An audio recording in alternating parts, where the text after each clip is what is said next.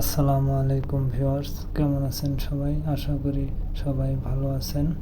ভর দুপুরে রওনা হলাম গরুর হাটে। আজকে আমরা যাব আমাদের রংপুর জেলার অন্যতম বৃহত্তম হাট পাওটানার হাটে। এই হাটটি প্রতি মঙ্গলবার ও শুক্রবারে বসে। দেশের বিভিন্ন স্থান থেকে এখানে লোকজন আসে গরু ছাগল কেনা বেচা করার জন্য।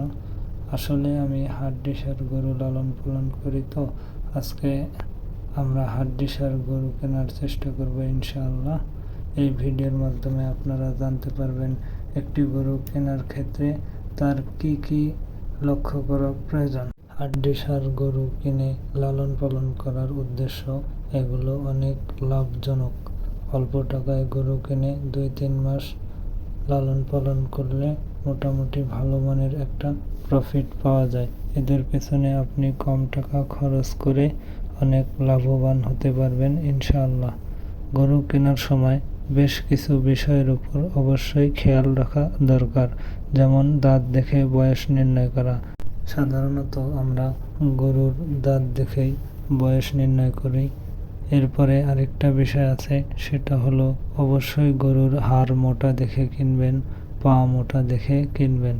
গরুকে হাটের মধ্যে হাঁটিয়ে দেখে নেবেন অবশ্যই কোনো সমস্যা আছে কিনা।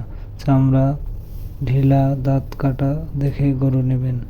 দাঁত কাটা থাকলে অনেক সময় গরু খেতে চায় না, ফলে আমরা আমাদের কাঙ্ক্ষিত গরুটা পাই না। মোটামুটি বেশ কিছু গরু দেখার পর একটা গরু পছন্দ হলো, কিন্তু বিক্রেতা কিছুতেই দাম ছাড়ছিল না। যাই হোক, পরে অনেক দর কষাকষি করে গরুটি কিনে নিলাম। যদিও আমাদের এদিকে গরুর দাম খুব একটা না, তারপরেও গরুটি কেনার জন্য আমাদের গুনতে হলো 40,000 টাকা। গরু কেনার পরে হাটের ইজারাদারদের থেকে লিখিত করে নেওয়ার পরে গরুটিকে গাড়িতে উঠিয়ে দিলাম। শেষ হলো আমাদের গরু কেনার পর্ব। ভিডিওটি দেখার জন্য সবাইকে অসংখ্য ধন্যবাদ। ভিডিওটি ভালো লাগলে অবশ্যই শেয়ার করবেন, সাবস্ক্রাইব করবেন